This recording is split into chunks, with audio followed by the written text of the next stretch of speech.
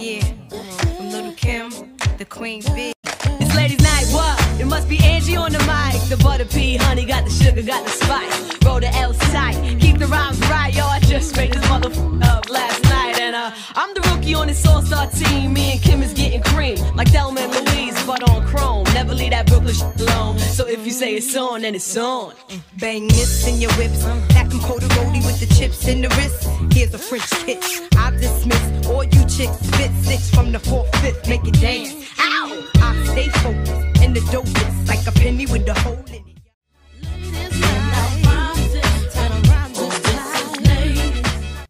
It's always a delight to know that you're joining us on the program Ladies' Night. My name is Ameze Bazwaye. Yes, you can call me the Empress of the Airwaves.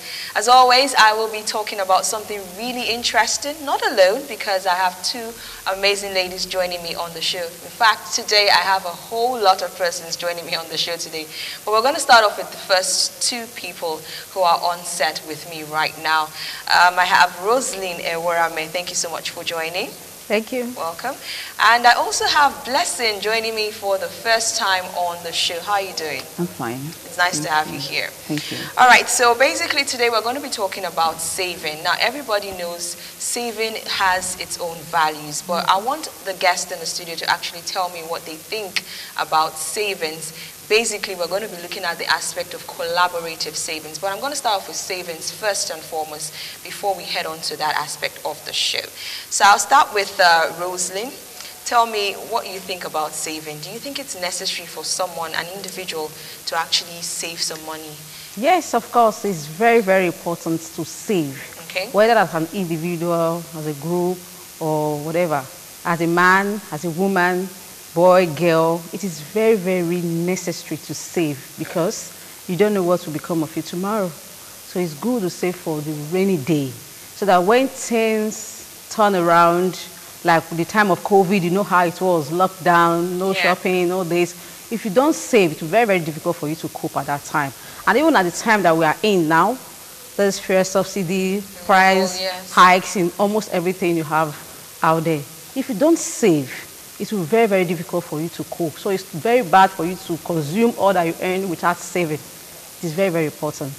Okay, how about you, Blessing? What are your thoughts? Okay, adding to what she just said now, we are in a country whereby saving becomes nearly impossible, very difficult.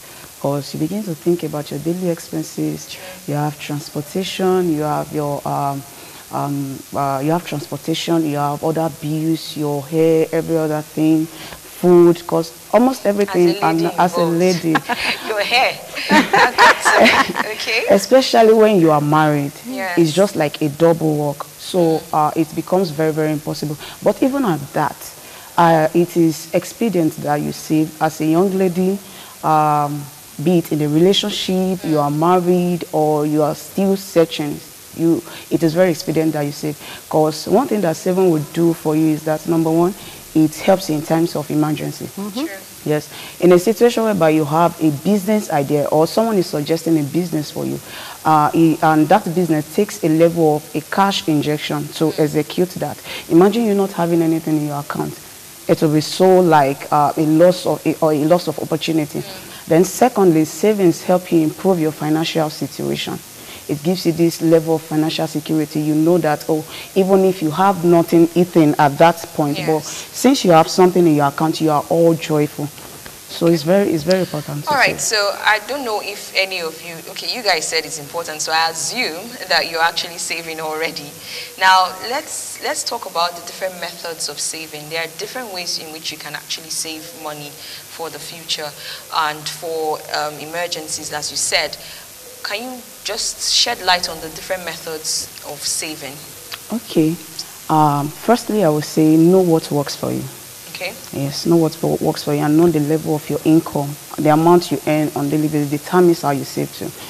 There's a saying that goes that saving saves lives. It saves your life. So we have daily contributions everywhere now. Okay. You can either use daily contribution or you use bank. There are lots of ways you can save. Okay. How about you, Rosalind? Any thoughts? Exactly my thoughts. If you're working, you earn monthly salary, you should know what you earn and then you know your immediate needs. You take care of it first. Then you take a bit out of it to save somewhere. If it's very difficult for you to save, you can make an arrangement with your banker to deduct your salary immediately as it comes. Okay. So as you get your allowed for salary, the savings, whether it's 10,000, 20,000, based on your agreement with the banker or your account holder, you just deduct it for you immediately. They also have another one, as she said, monthly contribution, weekly contributions, stipends, little like that. When you put them together, they are for service and for important needs when it comes. Okay, let's head on to the big one for the show today, talking about collaborative savings. Now, we have people in relationships, in marriages, who are actually doing joint savings. We want to talk about it a little. Let's see what my guests think about it. Some persons tend to say it ends up in quarrels, it ends up in disputes. This person saying, I put too much into this particular savings. The other person saying, okay, this person picked the money without even telling me and stuff like that. So let's talk about it. Is it something that we should encourage? Now, let's start with Blessing, okay? You're not yet married, right? So let's look at the relationship aspect. Boyfriend, girlfriend, fiance, okay? We're dating and I decide, or we decide that we want to save up money together. Do you think it's a wise plan for someone who is not yet married? For me, I would say it's a very wrong idea to have a joint account or save together with someone you are not married to. Okay. For couple, yes, married couple, even with that married couple, I won't advise that you just have a single joint account. Still have a personal account, because anything can come up with that. Yeah. As a single lady or a guy in a relationship, you are not yet married, I don't see any reason why you should be having a joint account with someone you are not married to, because we are in a world whereby breakfast is served on a soft level. Okay. The guy can just wake up and tell you, I'm not interested in this kind of thing again. And what if he's the one with the money? What if the whole account is registered in his name? What will now happen? So it is a very, very wrong idea to have a joint account with someone you're not in a relationship. So in your opinion, it's risky to do that? It's very, very risky. I don't know about you, Rosalind. In marriage, is it risky to actually save with your husband or with your wife, as the case may be? Actually, in marriage, it's a two-way thing. I can say it's risky. I can also say it's flexible. Okay. I'll explain that. If, as a married couple, you trust your man, because whether in marriage or relationship, when it comes to finance, little thing, especially finance, it will bring issues in the house. It will certainly bring up issues. So, as a married woman, before you enter into a joint account with your husband, you must have very strong agreements. You understand? With your banker, this is the amount you're putting into the account based on what you earned actually. Then if you want to withdraw, it should be the signatory between the man and the woman. If both did not sign for that withdrawal, you can't access it. You cannot access it. There should be strong conditions, because you know why I'm talking about this? There was a time I did special reports on joint account. I met a lady, even right there in the city center. She told me, she was like, God forbid, joint account. No. One day she just woke up, her husband took all the money, and she don't know where her husband went to, that she was left with nothing. So she almost, the whole scenario destabilized her. So that's why I said it should be strong conditions, agreements between the man and the woman.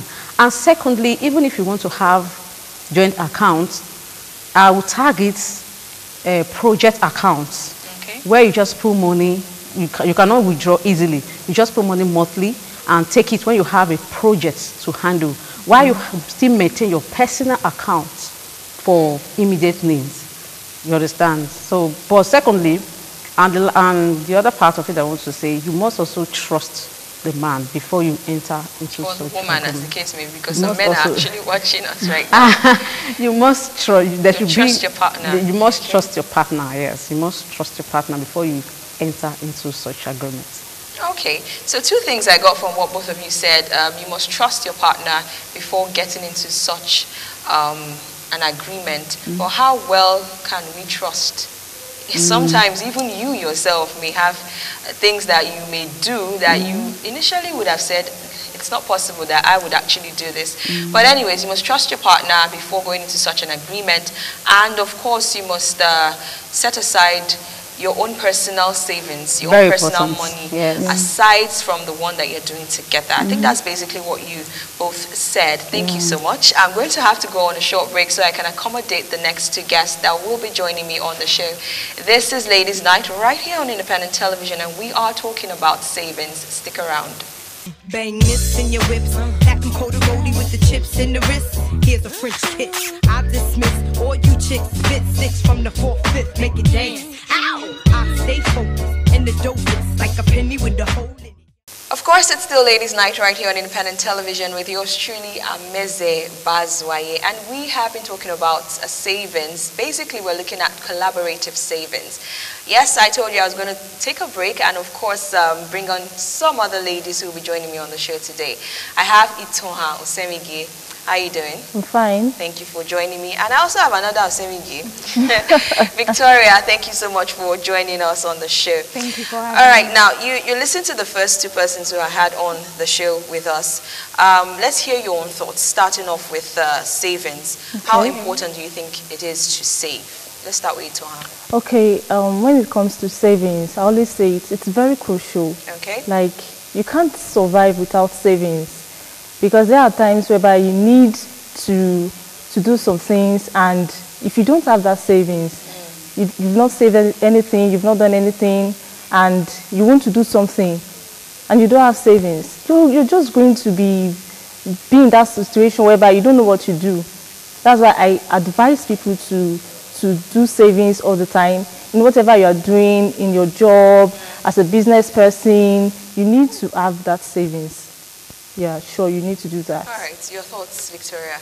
Well, one thing I believe is that saving is a vital component of life. There is, as a human or as an individual in the society, saving is imminent and important. Now, as a result of saving helps an individual to plan for the future. There are certain hurdles and situations that may arise in the future, but with savings, you're able to fall back on those things and have that confidence to face those challenges. Okay, so do you save? Let's start with that. I'm putting you on the spot right now. Okay. Do you save? Yes, definitely. I work, I earn a living aside being a student, so I do save. It is very important. All right, so tell me what different methods are there of saving? I know some few methods, so I want to hear your own aspect. Okay. What methods of saving are available for people to do? Well, I will start with, in Nigeria, there's something called financial discipline. A lot of individuals don't have the financial discipline to save, but the easiest way I could actually profile for people to save is through investments. Okay. Now, as a student, as a working class individual or a member of the society, you know that you earn some amount of money and you don't have that discipline to keep them or to save them. I think you should invest it in a capital project that will earn you more money. Like, as personally for me, I'm a photographer, so when I want to save, I invest in my equipment. I invest in my cameras and other equipment that I know that it will be profitable for me in the future. Other means of saving could be like when you go to the lower levels of saving, you could save in a bank. And if you feel that you save in your account, you're always withdrawing, you could open a fixed deposit account and you can save. You can also save with those cooperative societies. Okay. That one is also another means to save. So there are many ways to save. Okay. How about you, Itoha? Just like you said, there are a lot of methods to save. Like I said, one of the things I do most of the time, I rule out my scale of preference. Okay, if you are going to the market and there's what they call wants and need. I need this thing, I don't want this thing. Your needs are things that you ought to have. You can't do without them, like housing, food, and the rest of it. So whatever, when it comes to saving, I always advise people to work with your scale of preference and don't go over it. When it comes to, okay, I want to buy this, I want to buy that, don't buy what you know you don't need. That's one of the ways to save. If you need this thing, make sure you buy it. But if you don't need a particular thing, there's no need of you going overboard to try to want to have it. When you know you want to save and be intentional about saving. It's one thing to say, I want to save. It's another thing to say, I have to be intentional about it. You can't just say, I want to save this, I have to save this cash for a particular thing and thereabouts, and you're not intentional about it. You're not doing anything about it. You're just saying, I want to save. And at the end of the month, when this particular cash comes in, you'll be like, oh, let me get this thing, let me get that. You're not intentional about it. You have to be intentional about savings. I also advise something people call it colo. I don't know. It's more of like, let me say, piggy vest. Okay. If you are someone that should be ajo or something like that. Yes, ajo. Let me take it that way. Sometimes, if you are a business person, you do this business, you do that, you can say, okay, every day, what if I save this amount of money? Let me just save this amount. So no matter what happens that day, even if you have other things, maybe you have some things, as a lady, you go to the market sometimes and you see some stuff, you'll be like, let me get this thing. But you now remember, I have to save this particular amount of money. So because of that, you'll be very, very considerate when it comes to buying things and all of that. So I go with scale of preference, first of all, and also when it comes to colo or is it ajo, just name it. That's one of the ways of saving, or the ways of saving. You talked about needs and wants, okay? Now, what if I look at my wants and I look at my needs, and on my list of needs, I have food, I have housing, I have clothing, because it's important for you to have clothes. And I say, okay, clothes are important, and so I emphasize my money on clothes, or making of hair, buying various jewelry and stuff like that. Do you think it's a wise plan? Can we classify clothing under needs? Or how can we classify clothing under needs? Clothing. I would say there's no how you're going to be naked, for God's sake. Definitely. Yeah, definitely.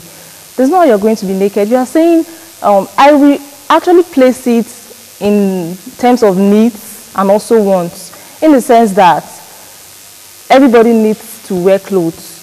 You can't do without it. No matter how you think you're impoverished or thereabouts, you must definitely wear clothes. So if you're saying, I need this clothes, I want this clothes, and it's not something that you just have to go overboard, because you must definitely wear clothes. So it doesn't mean that you have to go overboard in getting that particular thing, that particular clothes. You have other clothes in your box that you can wear, actually.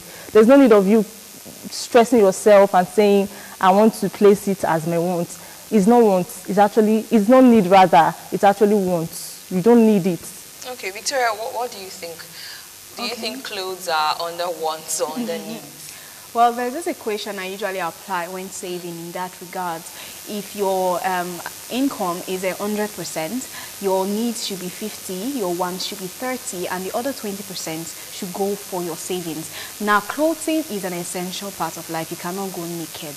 Okay, but it's when you talk about exorbitantly spending on those clothing, that's now an issue. So when you know you don't have clothes, it's a need. It's a necessity. You need to acquire those items. But when you see that you have those clothes, like a typical woman, we always want to get more clothes, even when it's not needed. So you see that those things are your wants. They are no longer needed, but they are just something you acquire, you desire to have. Maybe probably you want to follow the trends. You want to acquire the latest bone straight, the latest wig, the latest clothes and apparel and all that. So I feel it is both, as she said, needs and wants, but it depends on how important it is at the moment. Okay, now let's talk about personalities or people, individuals saving together.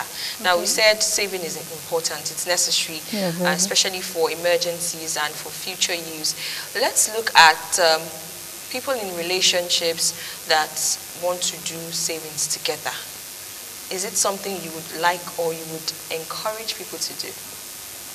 Okay, you said relationships. Relationship varies. Yes, first definitely. of all, there are friendships, there are marital relationships, and there are all that. For me personally, I feel that in a relationship, in courtship per se, it is not advisable for someone to do a joint account. Okay. Because at the end of the day, you don't even know if you are going to end up with that person. So I feel that when you're in marriage, it's a different ball game. Even in marriage, there's still other criteria. For example, now as a husband and wife with so many differences per se, you know your personality. My wife is a spendthrift. She's always spending. She buys unnecessary things. You cannot open a joint account with somebody like that because she will wreck the family's income. So, but I believe that in a family, I believe the best approach is you have a joint account for future purposes, maybe for long-term goals in savings and all that. But you also have your own private accounts. So in terms of those wants, as we put it, that comes in certain times, you can go and use those money to utilize your wants. But I believe that, as I said before, for relationship, it is not advisable, and I reiterate it, it is not advisable to have a joint account with a partner you are not even sure that you are going to end up with. Even if you are sure you are going to end up with I was just about to say, what if I am even sure? if you are sure, Okay. it's still not advisable. Because at this point, it is called courtship or relationship for a reason. You are getting to know this person. So somebody can just elope with the money. One of the partner can just go. Or at some dying times or needs that you need those money, you cannot access your partner. Yeah. It's going to be a problem.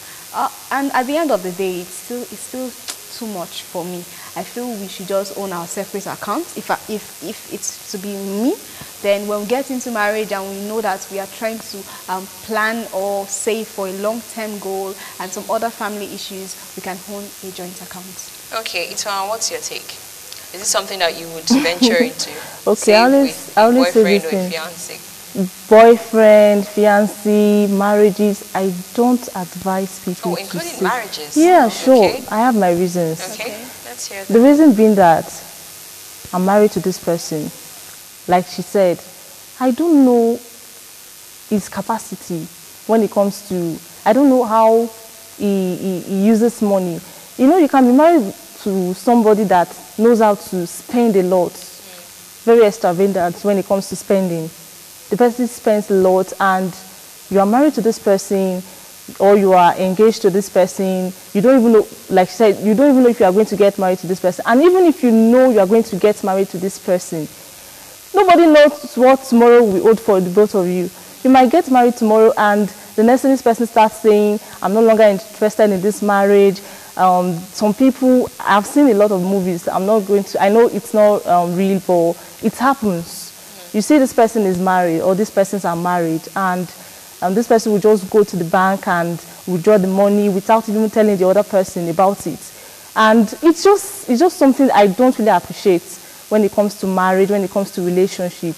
I don't advise people to save together, like have a joint account. There's no need for that. All right, I think that's sure. a first, because the rest of my guests have actually emphasized the fact that, okay, if you're not yet married, it's not advisable, but if you're married, you can go ahead and do it. But for Itohan, he said no. Whether you're married, you're not married. Okay, that's great. Everybody has their own opinion, and yes, you're definitely entitled to your own opinion, and it brings a new aspect to the program. All right, so I'm going to take a short break again because, like I told you, I have so many persons who are joining in on the program today. If you want to participate, the number to call is on the screen right now, so you can always get to know how to be a part of the show. Either you be in the studio or you send in your messages and, of course, participate on the show. So I'm going to take some persons who are actually joining us right now via Zoom and, of course, some text messages as well. I'm going to start off with Rachel right about now, and after her, we'll hear from Sherifat before we hear from others who are joining on the show. This is Ladies' Night. Don't go anywhere. It's in two ways to me, for married couples and unmarried couples. Well, to me, I feel like unmarried couples should not even think of giving in to this collaborative saving of a thing, because at the end of the day, it's usually a ruin. Yes, it usually comes in ruins. And then for married couples, it's a nice thing though. The collaborative thing is for projects and some certain things. But in the society where we live now, you know, many persons still have, even with married couples, they still have these issues. They tend to have issues with joint accounts. But then I feel like it's a very good thing. 2 good heads is better than 1. Okay, when 2 people in a relationship come together with few interests that they enjoy together, this means that coming together will bring more opportunities to build wealth that they won't have on their own. All right, so come with a list together, work on the list together with your partner. Then what do you earn? Okay, that's the first step. Then what do you spend on? So these are some vital things you should put in place, because the key is getting on the same page and sharing, you know, the decision making. And the earlier we have that, the earlier you have that money talk with your partner, the better. I'll be giving my own opinion on 2 ways for married couples and for unmarried couples. Now, what she said, collaborative savings. For unmarried couples, it's a no advice for me. Why? Because we really do not know what the future holds for the both of you and your partner. Anything can happen in the future, and you have a lot of issues that you might not be able to fix or solve them. And also for the married couple, I also say it depends on the kind of marriage that you are in. There are some kind of marriages that you know that it is not advisable for you to do, because you know when you do it, it will have a lot of issues. But also for healthy marriages, you know that when you save together, it's not going to work out for just you. It's going to work out for your children, the future of your children, and to also save emergencies that happens in your families. Okay, it's still Ladies' Night right here on Independent Television. Like I said, we're listening to people who joined us on the show via Zoom, and of course some who sent in their own messages as well. Thank you so much to all of you. I'm really appreciative of it. And to my guest, Roslyn Ewurame, and of course Blessing, who also joined on the show. Thank you so much to Victoria, and of course Itoha. I would also say learn to be open. There's no need collecting money from a joint. That's why it's called a joint account. It's between the 2 of you. It means both of you agreed to do this together. And so anytime any money is coming out from that place, it should be with the consent of both persons involved. Okay, so I'm going to stop here. I know we have so much to talk about, so much to say on this particular issue. It's actually one we've talked about in the past, but we decided to take it from a new dimension today. Thank you so much to all my guests who joined me on the show today. Victoria, Itoha, Roslyn, and of course Blessing, and every other person, Rachel, Sherifat. Thank you so much to all of you. And of course to you right there watching us, thank you for joining in on the show today. It's been Ladies' Night right here on Independent Television. Big shout out to my producer. I will not forget to say this time around, Mr. Tony Enoma. Thank you so much for being here. To every part or every member of the production crew, thank you for being here today on the show. All right, my name is Ameze Bazwaye. I will be here same time, same station next week for yet another exciting edition of the program, Ladies' Night. Good night. Yeah, from Little Kim, the Queen Bee. It's Ladies' Night, what? It must be Angie on the mic. The butter pea, honey, got the sugar, got the spice. Roll the L tight, keep the rhymes right, yo. I just made this motherfucker up last night, and what? It must be Angie on the mic. The butter pea, honey, got the sugar, got the spice. I'm the rookie on this all-star team. Me and Kim is getting cream, like Thelma and Louise.